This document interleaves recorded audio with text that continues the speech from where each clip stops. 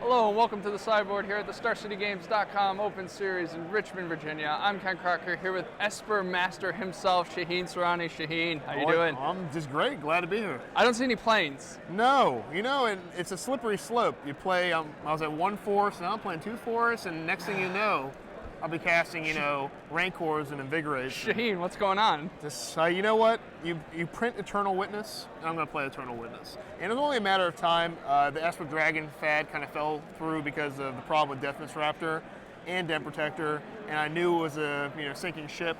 So instead of just abandoning the control effort, we have to adapt. We have to adapt and evolve. So instead of Esper control, we're on Sultai control. Yep. But we're on like a planeswalker-y heavy kind of Sultai control. So very similar to what was going on at the beginning of the season with something like Gerard was playing something like this. But you've definitely made some improvements since. Yeah, Gerard's been a kind of an inspiration for the deck. Ashiok is definitely the Wing Edition. It's the only two of the planeswalkers in the whole of the deck, and the rest are one-ofs. But it's a slow deck. It wins, but it takes a long time to do so. It's not flashy. It's just super grindy, one for one. Using the power of Eternal Witness, one-for-ones, and dig through time. Sure. So going over the Planeswalkers, we got one Ugin the Spirit Dragon, one Garruk Apex Predator, one Cure the Crashing Wave, which we haven't seen in a long time, to be honest, and then two Ashiok Nightmare Weaver. So you said Ashiok's pretty much your Wing Edition, which, is scary in and of itself. Yeah. But what is Cure really, we haven't seen her in a long time. What are you bringing her in for, basically, to deal with in this metagame? She's great. And when it was first printed, it draws a card, so it automatically catches my attention. I'm like, oh, it draws a card. So it can only be so bad, right? So in a format where there are multiple creatures coming into the battlefield, a turn Cure is bad. Sure. But in this format, besides Red-Green Devotion, a lot of these Abzan and other strategies have one creature a turn at most. Yeah. And if you're playing against a control deck or any of the new flashy uses of the Planeswalkers, you're not going to see a board being filled dramatically. So it comes in it's good against all decks that are slow, all the mid-range decks, and actually the kicker is what I've used it the most in testing, and this is something that is kind of like abstract, but it happens so often. I say, out of every 10 matches, maybe once or twice in those 10 matches, is that you're able to minus into an Ugin plan. So a lot of times you'll have, you'll play Kiora and you'll look at your hand, you'll scry land. I'll keep another land on top, which is confusing because I have so many already. Sure. But I plan it out, you minus, you play your second land per turn, and it's just enough to get Ugin one or even two turns early, and that's just detrimental for half the field there. Yeah, that's got to be awesome against something like Abzan. So. Oh, yeah. And even the rally deck I did last round where I planned it just in a way where I can just exactly take enough damage, Kiora minus, chump block here, and play Ugin a turn early in order to wipe the board. So we kind of lied. You do have another Planeswalker, sort of. Yeah, sort of, yeah. So you have Nissa Vastwood Seer. You have a one of her to go with your other creatures, which is 4 State Wayfinder, and only three Den Protector. Only three. Yep. We couldn't fit the fourth one in? Couldn't put the fourth one in. I tried. Okay. You know me, Eternal Witness is... Well, I know you love your forests. Yeah, I love forests. Hey, Eternal Witness should be blue, 1. It's a blue card. It gives you a card back from the graveyard. Regrowth, what was that? It was ages ago. No one remembers 20 that. years ago, no one remembers that We can't card. even pull that up. No one's going to know what you're talking about. No, it's... and even back then, I played blue, I think, from the womb anyway. But yeah, Den Protector is like a control card. Sure. It's played in the mid-range decks, it's played even in the aggressive decks, but they can't abuse it like a control deck does. You're not getting back Rakasha Death Dealer. You're not getting back Siege Rhino. You're not getting back Fleece Main Line. You're getting back Dig Through Time, Ugin, Garruk, cards that are just extremely powerful.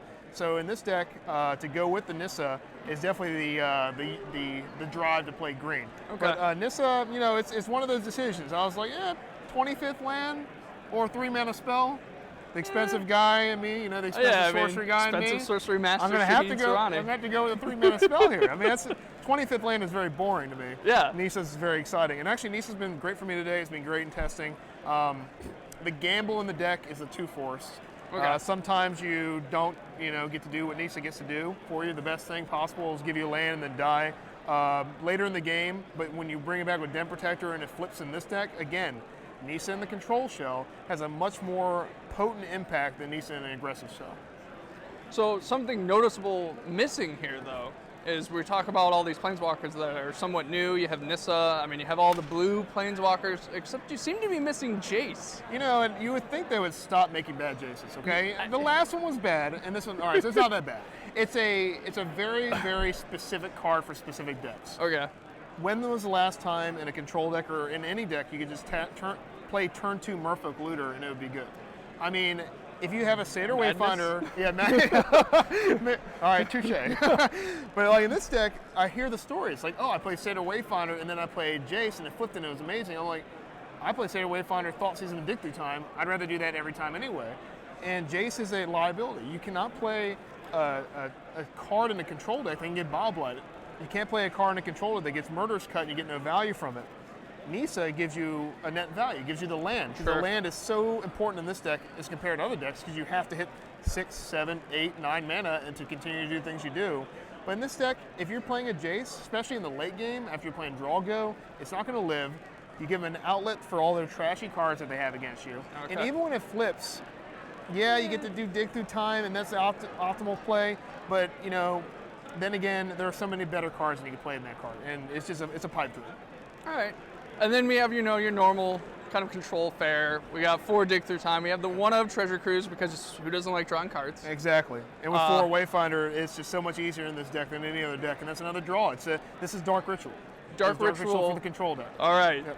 So in the last 2 deck techs we've had, basically Narset Transcendent is better than Jace the Mind Sculptor. I never said that. And Satyr Wayfinder is Dark Ritual. All right, maybe I did say that. All right, look, at the time in that Invitational, and you're right, at the time, you know, when the world was control and mid-range and the world was simple, Narset was like that for me. A simpler times. Before when you could play Esper. Yeah, we play Esper. Before people were playing 8 mana dorks in every deck in the format. Like, what is going on here? Well, every deck's got 4 Mystic and 4 Caryatid, and they play just an abusive amount. And now, luckily, I bet you're going to lead into this. Yeah, speaking of the mana dorks, you do have the 3 copies of Languish. So you're not playing Crux of Fate or Perilous Vault like some of the other control decks are. So why Languish? Because, I mean, it doesn't kill Siege Rhino, it doesn't kill Tasigur. Right. So it could lead to some problems here. Yeah, so the old decks had both those cards you mentioned, Vault and Crux. Now with Languish, it's just strictly better than both because I'm going to use those 2 points you mentioned. Siege Rhino and Tasigur aren't typically the cards you're going to lose to. When people ask me what are the weaknesses, what matchups are bad, it's everything but those cards. Okay. It's the cards that precede that card that really beat you. Like Fleecemane Lion, Rakasha Death Dealer, Anafenza, those really 6 starts, Planeswalkers, tons of Mana Dorks into Xenaghost and Whisperwood Elemental, and all those cards I mentioned, for the most part, are taken care of by Languish. And people still are rusty at playing against this card. People still aren't used to the turn 4 I'm going to lose all my guys.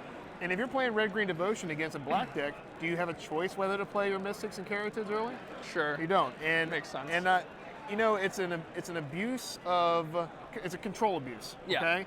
When you have to board Crux of Fate out against aggro decks, it costs 5, and now you don't have to do that anymore. This card doesn't get boarded out against anything that has power and toughness 4 or less. Okay. And then finally, we'll talk about the Sultai charm here. Now, obviously, you get to play Sultai. There are no Esper charms, so that's one reason. Right. Okay. The other reason is you get to play Sultai charm. So I assume you just didn't want to lose to Gaia's Revenge? Oh, is that people are like, it's a control killer. No, we have Doomblade, sort of. But yeah, Sultai charm, when it was released, was the first charm release, and I said that this card was just too good because it has 4 modes on it. You got Artifact, you got Enchantment, you got Card Draw, and you got Removal. And I actually, when the first set first came out, I built Sultai to kind of around the Sultai charm, and I had like Caryatids and Polychronos and all these kind of creatures in there. Obviously, that didn't last long for me because creatures are silly. Yeah, so why play creatures when I play things that make creatures, right? So, but Sultai charm, the power is still as good as I said it was that day. It kills everything. It's good against every deck in the format. I mean, at worst, you're being able to catalog and then fill your graveyard up even more so in order to get your powerful Delve spell. So Sultai charm is great. All right, well, this seems like a pretty solid control deck. I mean, you obviously have a sideboard that's, you know, it's pretty much just to kind of help them certain matchups. You got the life gain, Infeed the Clan, Self-Inflicted Wound against whoever happens to be playing Heroic or Esper Dragon still. Oh, yeah. And then you got, you know, your smattering of 1-of, another Ashiok because you might need a 3rd win condition. Yeah. Actually, Ashiok comes in more often than the other cards do. Okay. If they have a forest in their deck somewhere, you'll see the next Ashiok come in because it's just that good. And then the self-inflicted wounds, of course, are for still problem. I mean, sometimes you still can lose a Fleecemane Lion. I've actually had issues where I had a Fleecemane Lion that was had a counter put on it by the command. Okay. And then after Monstrous, and then if they escape the Languish net, then you need a backup in order to deal with it. So if you guys are looking for a control deck and you're looking to play with a little bit of forests, but mostly black and blue. Very well. Shaheen Soorani, you got your back. Thanks for taking the time to side us in, Shaheen. I Always a appreciate pleasure. it. Thanks a lot. All right, you guys stay tuned for more action here in Richmond.